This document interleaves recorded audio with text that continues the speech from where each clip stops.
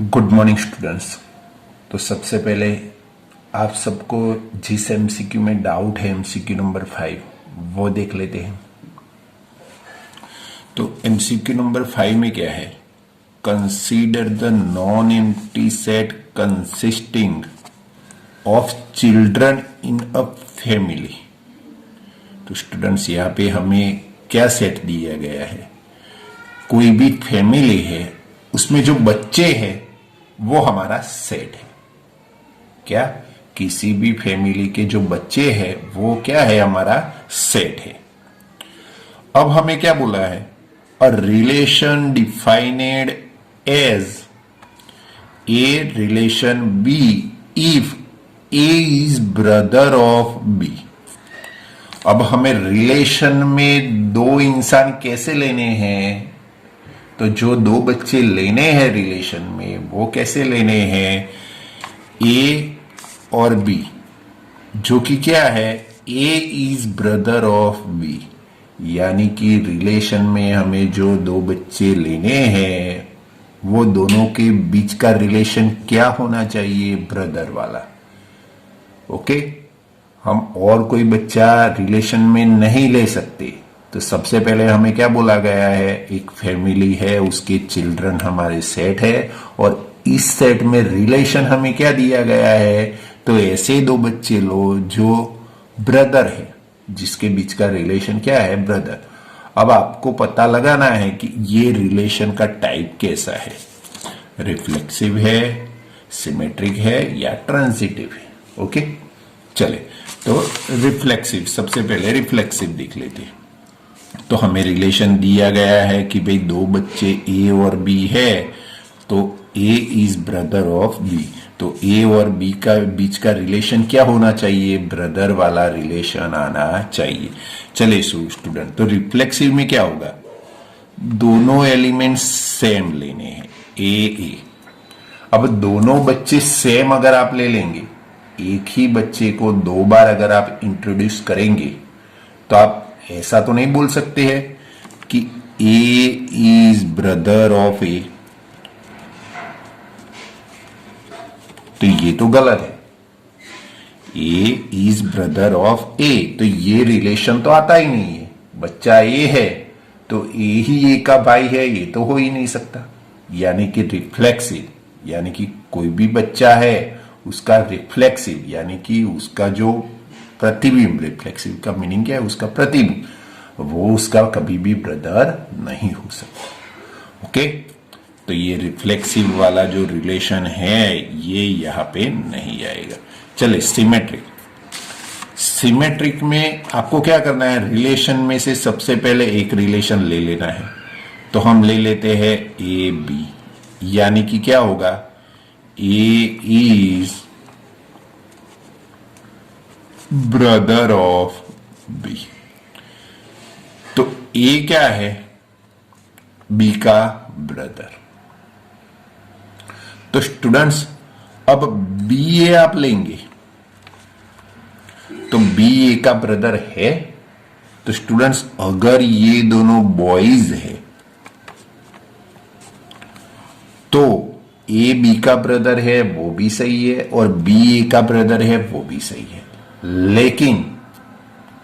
लेकिन ए है वो गर्ल है अगर, तो भी ए है वो बी का ब्रदर हो जाएगा। अगर जो गर्ल है, A is a brother of B, तो सॉरी, अगर बी गर्ल है तो आप बोल सकते हैं कि भाई A is brother of B. लेकिन बी के लिए आप नहीं बोल सकते कि B is brother of A. तो यहां पे क्या होगा? B is sister of A. तो स्टूडेंट्स यहां पे हमें बोला नहीं गया कि हमें दोनों बच्चों बॉयज में से ही लेने हैं। तो आप दोनों बच्चों में सिस्टर, गर्ल है, बॉय है या कोई भी है, ले सकते हैं। अगर आपने एक लड़की ली है और एक लड़का लिया है तो क्या होगा? फर्स्ट रिलेशन है वो तो आ जाएगा ब्रदर वाला, लेकिन सेकंड जो रिलेशन है वो ब्रदर वाला नहीं आएगा, इसलिए ये सिमेट्रिक नहीं हो सकता। चलिए ट्रांसिटिव, तो सबसे पहले ए बी आपको रिलेशन में से लेना है, बी सी भी रिलेशन में से लेना है, तो आप बोल सकते हैं ए है वो बी का भाई है, अब बी है वो सी का भाई है, तो स्टूडेंट्स ए बी का भाई है। अगर ये गर्ल है तो बी सी का भाई हम नहीं बोल सकते, ओके, यहां पे सिस्टर आ जाएगा, लेकिन ये दोनों तो रिलेशन में है, यानी कि हमें कंपलसरी ये दोनों बॉयज लेने पड़ेंगे। क्यों बॉयज लेने पड़ेंगे? अगर गर्ल है यहाँ पे तो ये रिलेशन आएगा, लेकिन यहां पे हम ब्रदर नहीं बोल पाएंगे, इसीलिए ये भी बॉयज लेना पड़ेगा।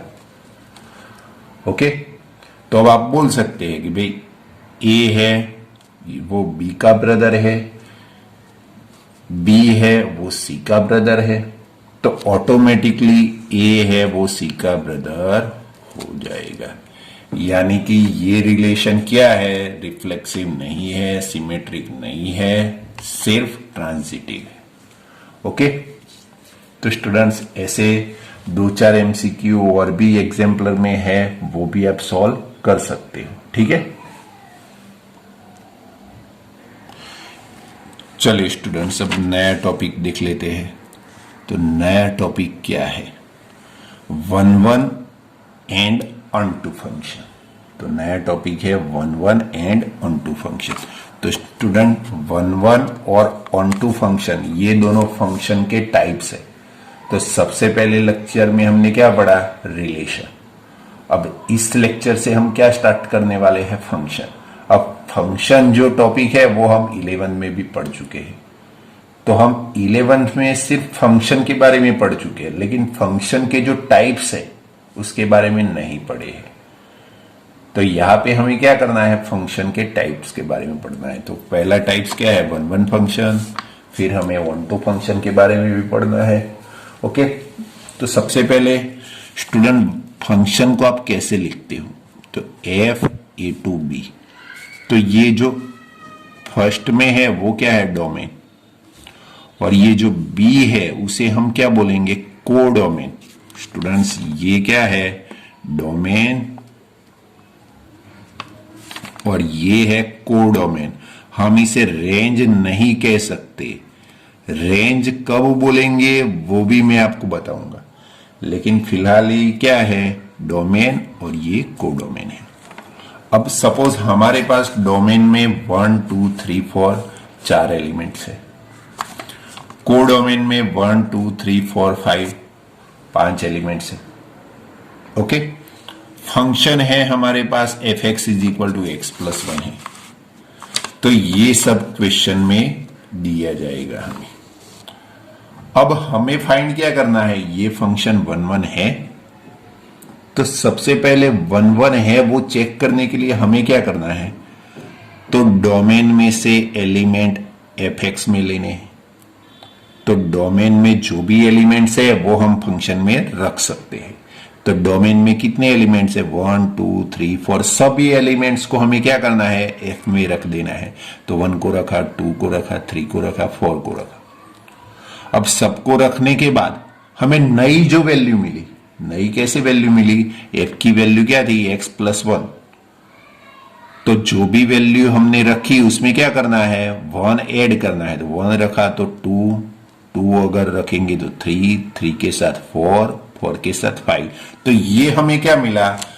1 की इमेज 2 मिली। ये एलिमेंट किस सेट के है? ए सेट के। और ए सेट के हमने एलिमेंट्स अंदर रख दिए, तो हमें जो नए एलिमेंट्स मिले हम इसे क्या बोलेंगे? इमेज ऑफ सेट ए। तो सेट ए की सभी इमेज हमें यहां पे मिल गई। अब हमें चेक क्या करना है? जो भी हमें इमेज मिली है वो सभी एलिमेंट्स अगर डिफरेंट है तो हमें क्या चेक करना है? Image of A R different. कैसी होनी चाहिए, ए की जो इमेज हमें मिली है वो सभी एलिमेंट्स अगर डिफरेंट है तो हम बोल सकते हैं एफ इज 1 1। ओके, तो स्टूडेंट्स 1 है, 2 है, 3 है, 4 है, उसके सामने 2 3 4 5, तो 1 की इमेज हमें 2 मिल रही है, 2 की इमेज 3 मिल रही है, 3 की इमेज 4 मिल रही है, 4 की इमेज हमें 5 मिल रही है, यानी कि 1 की इमेज 2 मिल रही है तो किसी भी और नंबर की इमेज हमें 2 नहीं मिल रही।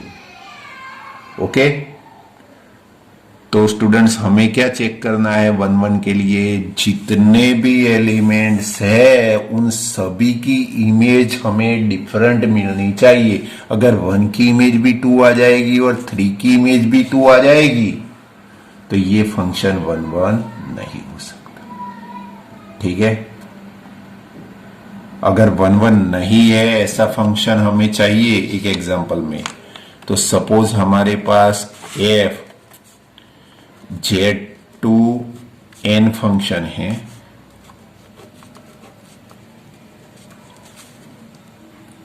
और fx is equal to x square है। तो स्टूडेंट्स अगर आप z क्या है, इंटीजर, यानी कि हम यहां पे नेगेटिव वैल्यू रख सकते हैं। अगर -1 रखेंगे तो 1 आएगा, 1 रखेंगे तो भी 1 आएगा, -2 रखेंगे तो 4 आएगा, 2 रखेंगे तो भी 4 आएगा। तो स्टूडेंट्स हमें क्या मिलता है, 2 की इमेज भी 4, -2 की इमेज भी 4, यानी कि डिफरेंट डोमेन के लिए उसकी इमेज हमें सेम मिल रही है। तो ये फंक्शन 1 1 नहीं है। लेकिन यहां पे देख लो स्टूडेंट, हमारे जो भी डोमेन है वो सभी की इमेज हमें कैसी डिफरेंट मिल रही है, तो इमेज हमें डिफरेंट मिल रही है, इसीलिए 1 1 फंक्शन है। तो 1 1 फंक्शन में हमें क्या मिलना चाहिए, जो भी हमारे डोमेन के एलिमेंट है उन सभी की इमेज हमें डिफरेंट मिलनी चाहिए। अब 1 1 फंक्शन की डेफिनेशन मैंने यहां पे लिखी है, a function f A to B is defined to be a 1 1। तो फंक्शन ए टू बी कब 1 1 हम डिफाइन कर सकते हैं, तो जब, तो if the image of distinct elements of A, तो अलग अलग A के एलिमेंट्स है अंडर द F, तो A के जो अलग अलग एलिमेंट्स है लेकिन कहां पे, F पे, तो अलग अलग जो ए के एलिमेंट्स है उस पर अगर हम फंक्शन एफ लगाएंगे तो आर द डिस्टिंक्ट, तो हमें क्या मिलेगा, वो सब डिस्टिंक्ट रेंज मिलेंगी या इमेजेस मिलेगी। ओके, तो हमें क्या करना है, सेट ए में से या डोमेन में से एलिमेंट लेने हैं, वो भी कैसे, अलग अलग एलिमेंट्स लेने हैं। वो अलग अलग एलिमेंट्स के लिए हमें जो इमेज मिलने वाली है वो इमेज भी कैसी होनी चाहिए, अलग अलग। किसी भी दो अलग अलग एलिमेंट्स की इमेज हमें सेम नहीं मिलनी चाहिए। ये 1 1 फंक्शन की डेफिनेशन है। ठीक है, ओके, समझ में आया। तो 1 1 फंक्शन में और कुछ भी करना नहीं है, डोमेन में से जो भी वैल्यू है वो वैल्यू हमें फंक्शन में रखनी है। रखने के बाद हमें चेक करना है कि सभी की वैल्यू डिफरेंट आ रही है तो फंक्शन 1 1 है। अगर किसी भी दो डोमेन की वैल्यू सेम आ रही है, किसी भी दो अलग अलग डोमेन, यानी कि 2 की वैल्यू 4 आती है और 3 की भी वैल्यू 4 आती है, तो ये फंक्शन 1 1 नहीं होगा। ठीक है, ओके, तो ये 1 1 की सिंपल डेफिनेशन है। चलिए स्टूडेंट्स, अब ऑन टू, तो स्टूडेंट्स हम डोमेन में से एलिमेंट्स रखते हैं, तो हमें जो नए एलिमेंट्स मिलते हैं उसे हम बोलते हैं इमेजेस ऑफ ए। दूसरी लैंग्वेज में हम बोलेंगे रेंज भी। फंक्शन की क्या है ये, रेंज, यानी कि जो डोमेन है वो डोमेन की वैल्यू किस सेट में मिलती है, यानी कि कौन कौन सी मिलती है वो सभी क्या है, रेंज। और ये जो रेंज है वो हमेशा कहां पे होती है, कोडोमेन पे। ओके, तो रेंज है वो हमेशा किस सेट पे होती है, कोडोमेन पे।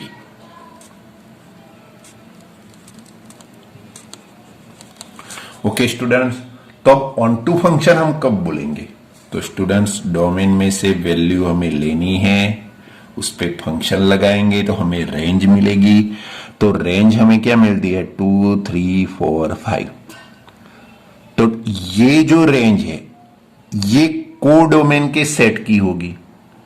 लेकिन अगर रेंज कोडोमेन सेट के जितनी अगर आ जाए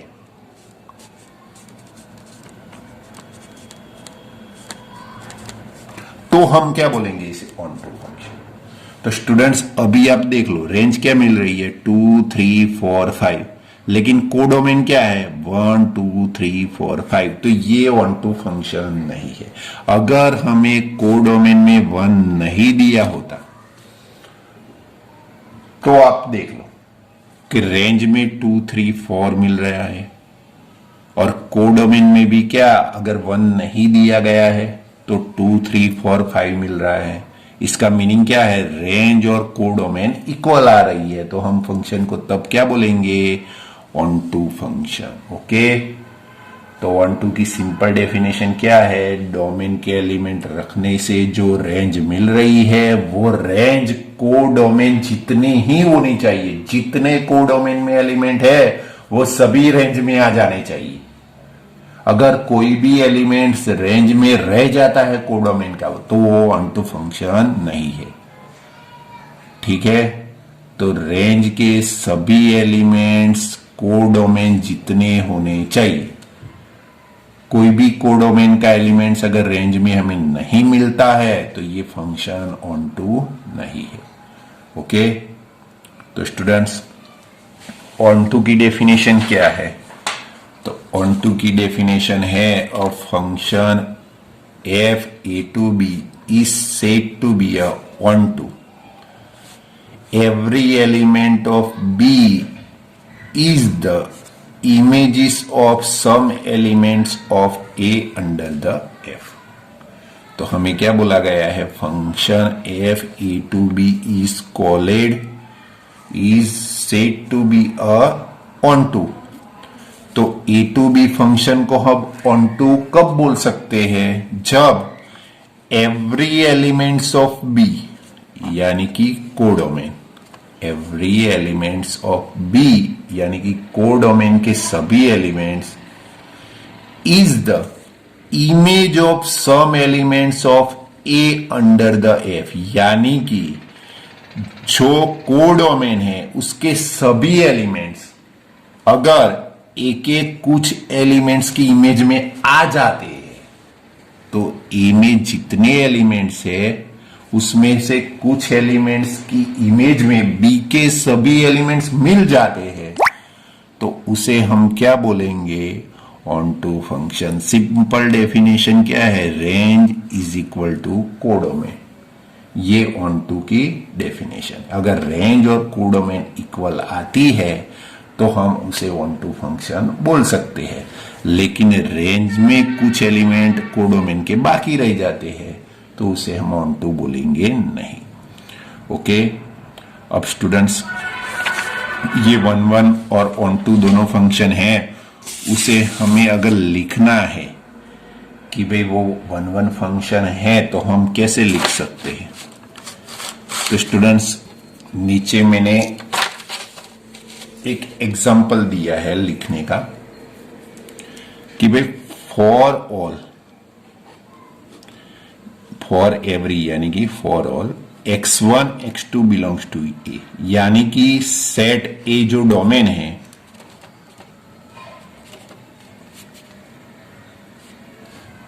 तो सेट ए जो डोमेन है उसके सभी दो एलिमेंट्स, कोई भी दो एलिमेंट्स, उसकी अगर जो इमेज सेम आती है, इमेज अगर सेम आती है, कोई भी दो एलिमेंट्स है उसकी अगर इमेज सेम आती है तो वो दोनों एलिमेंट्स सेम होंगे। यानी कि एफ ऑफ ए की इमेज भी सी आ रही है और एफ ऑफ बी की इमेज भी सी आ रही है, तो ये फंक्शन 1 1 है, तो ए और बी एक ही होंगे, यानी कि ए की वैल्यू भी 1 होगी और बी की वैल्यू भी 1 होगी, वरना इमेज सेम नहीं आएगी। ऐसा अगर आप प्रूव कर देते हो तो ये 1 1 की डेफिनेशन हो जाएगी। ओके, तो कोई भी दो एलिमेंट्स की अगर इमेज सेम आती है तो वो दोनों एलिमेंट्स एक ही है, otherwise F is called many one. Many one का मीनिंग 1 1 नहीं है और नॉट 1 1, तो आप मेनी वन नॉट 1 1 ये दोनों ऑप्शन में ले सकते हैं। मेनी वन का अगर आप यूज करते हो तो नॉट 1 1 लिखने की बात जरूरत नहीं है। ओके, तो कोई भी दो एलिमेंट्स की अगर इमेज सेम आ रही है तो वो दोनों एलिमेंट्स सेम ही होंगे, तभी ये फंक्शन 1 1 है, वरना 1 1 नहीं है। ओके, चलिए अब ऑन टू को कैसे लिखते हैं। चलिए, तो ऑन टू में कैसा दिया गया है, तो for all b belongs to B, यानी कि ये क्या है, कोडोमेन। तो कोडोमेन की सभी एलिमेंट्स, तो ये फॉर ऑल बी है, यानी कि बी सेट के कोई भी एलिमेंट्स है, सभी एलिमेंट्स है, वो अगर किसी भी सेट ए यानी कि डोमेन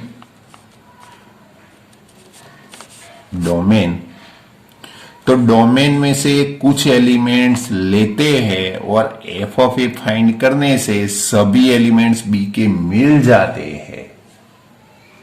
पता चला स्टूडेंट्स।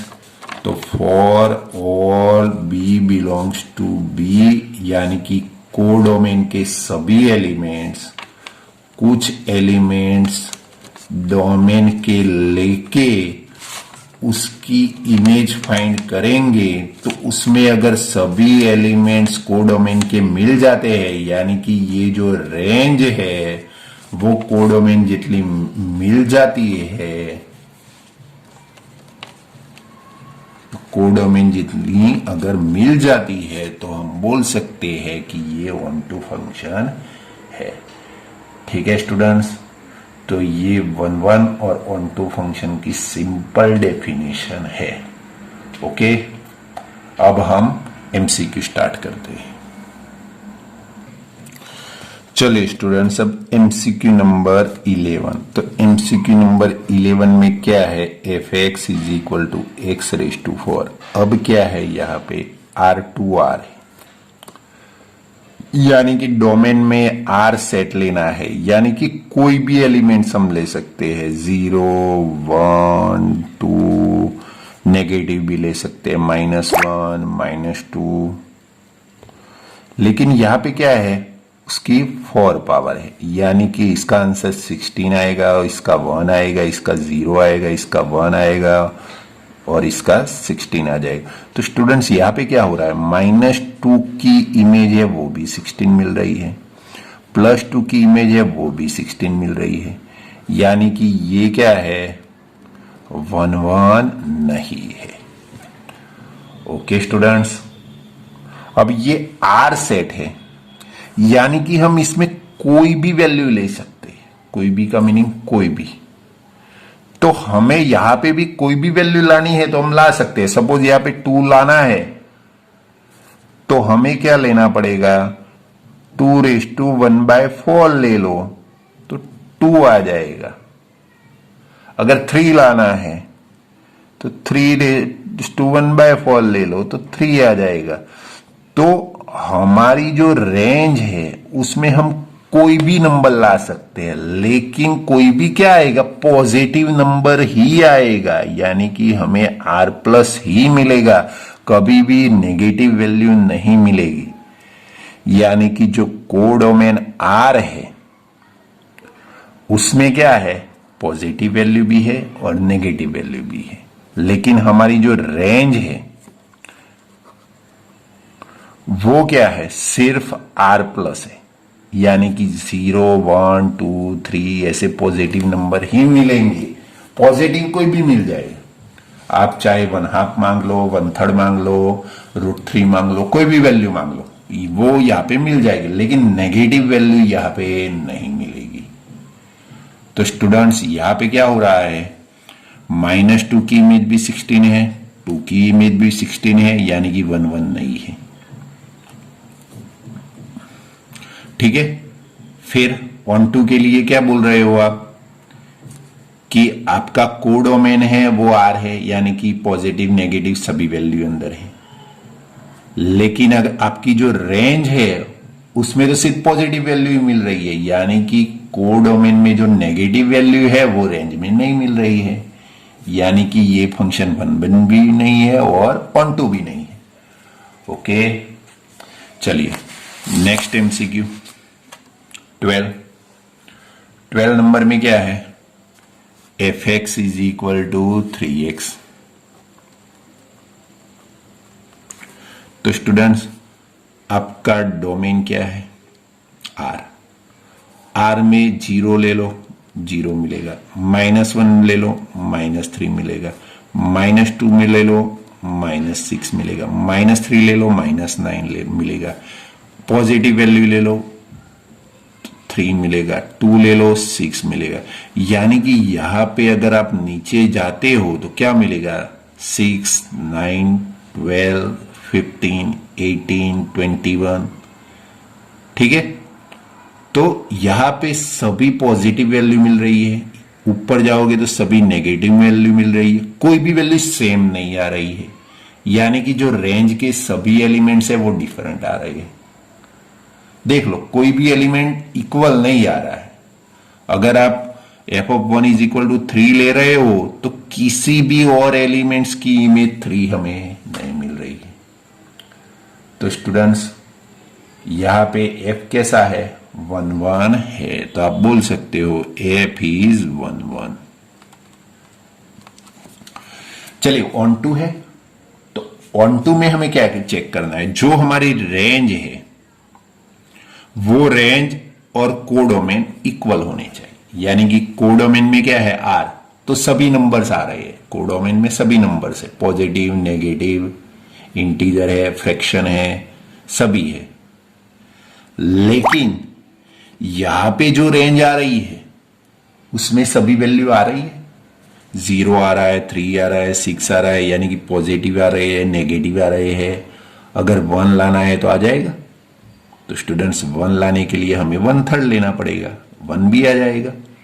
2 लाना है 2/3 ले लो, 3 लाना है 1 ले लो, 4 लाना है 4/3 ले लो, माइनस में लाना है माइनस में वैल्यू ले लो। तो R सेट की यहां पे वैल्यू रखनी है, यानी कि कोई भी वैल्यू हम यहां पे रख सकते हैं, तो यहां पे भी हम कोई भी वैल्यू पा सकते हो। ठीक है, पॉजिटिव नेगेटिव कोई भी। तो आपको याद क्या रखना है कि यहां पे कोई भी वैल्यू लेने से यहां पे जो वैल्यू मिल रही है रेंज में, उसमें भी कोडोमेन की सभी वैल्यू मिल जाती है, यानी कि f is 1, 2। ओके स्टूडेंट्स, तो ये क्या है, ऑन टू फंक्शन है। अब स्टूडेंट्स आपको MCQ के लिए 2-4 बातें याद रखनी है। क्या बातें याद रखनी है वो मैं आपको सिखा देता हूं। अगर स्टूडेंट्स f R2R है तो fx = कोई भी पोलिनोमियल है, तो उस पोलिनोमियल में अगर इवन पावर है, x की अगर इवन पावर आ रही है, यानी कि सपोज x² आ रहा है, x² + 2x + 1 आ रहा है, या पे x⁴ + 2x³ + 3x² + x + 1 है, x⁻10 + x + 9 है, अगर x⁻12 तो x⁻12 + 3x³ + x + 9 है। स्टूडेंट्स अगर एक भी पावर x की अगर इवन आ रही है डोमेन रेंज अगर आर से आर है तो स्टूडेंट्स आपको मान के चलना है कि यहाँ पे कोई भी दो ऐसे डोमेन की वैल्यू होगी जिसकी रेंज सेम आएगी, क्योंकि इवन पावर है। इवन पावर क्या करेगी, किसी भी वैल्यू को दो बार बताएगी, यानी कि -1 की वैल्यू भी 1 कर देगी और 1 की वैल्यू भी 1 कर देगी, -3 की वैल्यू भी 9 कर देगी और 3 की वैल्यू भी 9 कर देगी। यानी कि यहाँ पे आप आर सेट में से कोई भी वैल्यू लेंगे, लेकिन अगर यहाँ पे जो इवन पावर है तो कोई भी दो एलिमेंट्स की रेंज इक्वल आ जाएगी, तो तब F11 नहीं होगा।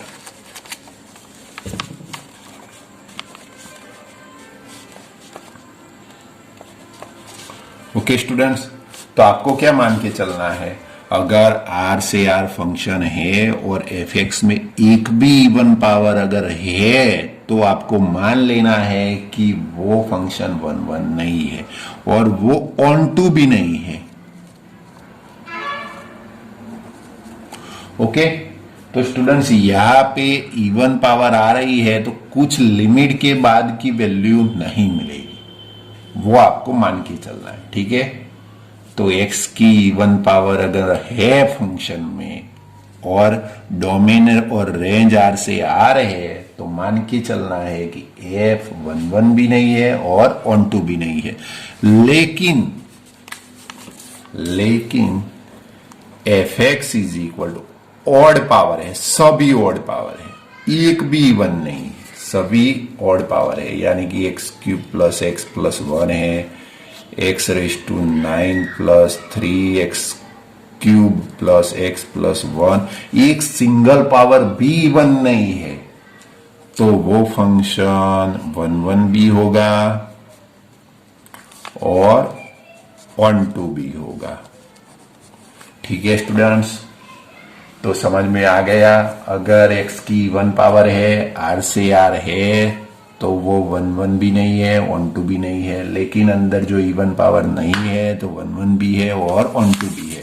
तो स्टूडेंट्स आप 11th वाला MCQ देख लो, 4 पावर है यानी कि इवन है, तो ये 11 भी नहीं होगा, ऑन टू भी नहीं होगा। यहाँ पे सिंगल पावर है यानी कि ऑड पावर है, तो ये फंक्शन 11 भी होगा और ऑन टू भी होगा। ठीक है, चलिए स्टूडेंट्स अब 37 नंबर का MCQ है एग्जाम्पलर का, उसमें R से R दिया गया है, fx is equal to 1/x यानी कि ऑड पावर है, तो आप आंखें बंद करके बोल दोगे कि ये 11 भी है और 12 भी है।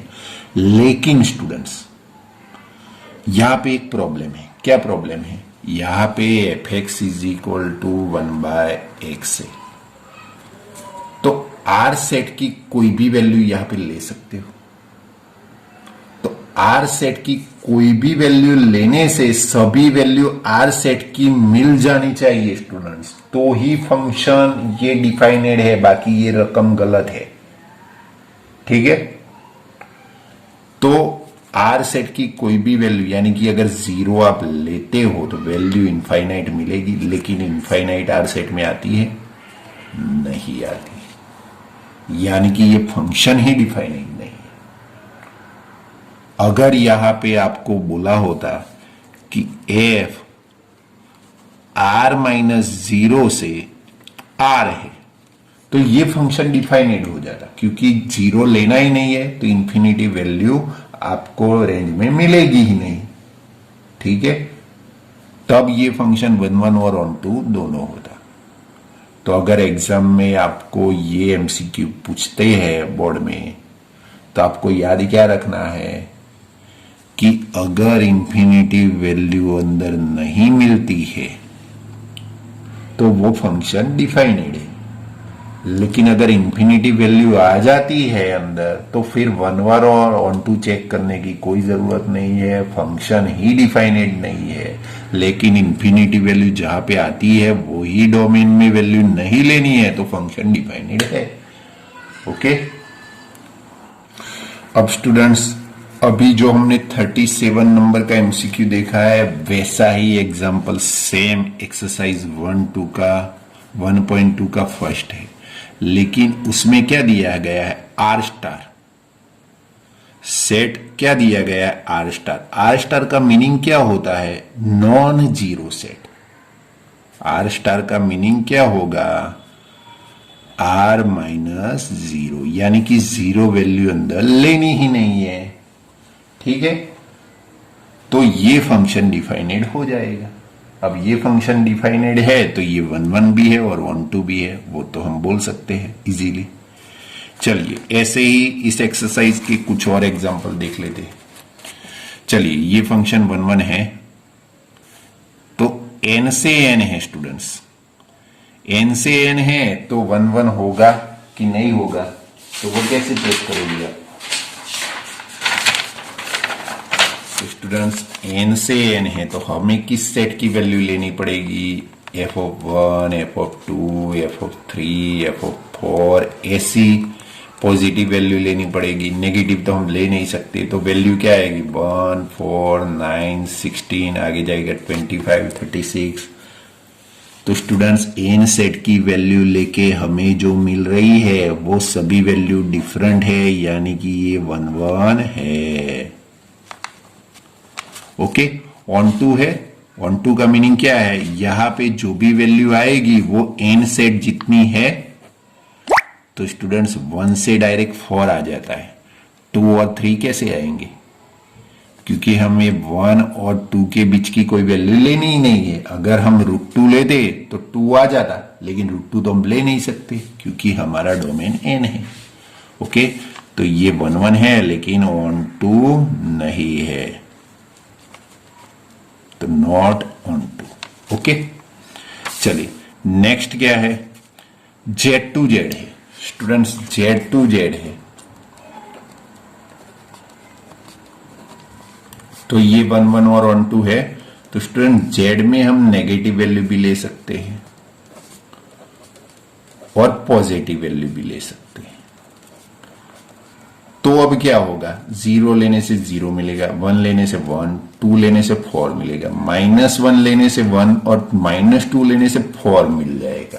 यानी कि 1 की इमेज और -1 की इमेज सेम आ रही है, 2 की इमेज और -2 की इमेज सेम आ रही है, यानी कि ये 1 नहीं है। ऑन टू है तो ऑन टू भी नहीं है, क्योंकि हमारा जो कोडोमेन है वो Z है और यहां पे जो हमें वैल्यू मिल रही है वो कैसी 0, 1, 4, फिर 9 मिलेगा, 16 मिलेगा, 25, लेकिन Z सेट में तो सभी इंटीजर आ रहे हैं, तो यहाँ पे तो रेंज में कुछ इंटीजर बाकी रह रहे हैं, यानी कि ये 1 भी नहीं है और ऑन टू भी नहीं है। तो हम यहाँ पे क्या लिख सकते हैं f is not 1 and not onto.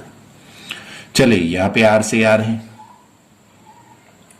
तो स्टूडेंट्स ये 1 भी नहीं होगा, ऑन टू भी नहीं होगा। चलिए क्यूब है स्टूडेंट्स, तो f(1) लो, 2 लो, 3 लो, तो उसका क्यूब यहां पे डिफरेंट ही आएगा, यानी कि ये 1 है। ऑन टू नहीं होगा क्योंकि 1 के बाद 8 आ जाएगा, 8 के बाद 27 आ जाएगा, तो n सेट की सभी वैल्यू नहीं मिलेगी। लास्ट Z2Z में क्यूब है, तो स्टूडेंट्स ये 1 है, क्योंकि क्या आएगा 1 का 1, यहाँ पे 8 आ जाएगा और यहाँ पे -1 और -8 आएगा, यानी कि 2 और -2 की इमेज डिफरेंट आएगी। तो 1 है, 1 है नहीं है, क्योंकि 1 और 8 के बीच की वैल्यू हमें नहीं मिलेगी। ठीक है, तो स्टूडेंट्स ऐसे ही हम 1 और 1 फाइंड कर सकते हैं। तो स्टूडेंट्स हमने आज के लेक्चर में 1 और ऑन टू के फंक्शन के बारे में पढ़ा। अब आपको क्या करना है, तो मैंने जो एमसीक्यू सेंड किए हैं उसमें से 1 और ऑन टू फंक्शन के एमसीक्यू सॉल्व कर देने हैं। फिर आपको अपने आप भी कुछ एमसीक्यू सॉल्व करने हैं। अगर किसी भी एमसीक्यू में पता नहीं चलता है तो वो आप मुझे सेंड कर सकते हैं। ठीक है।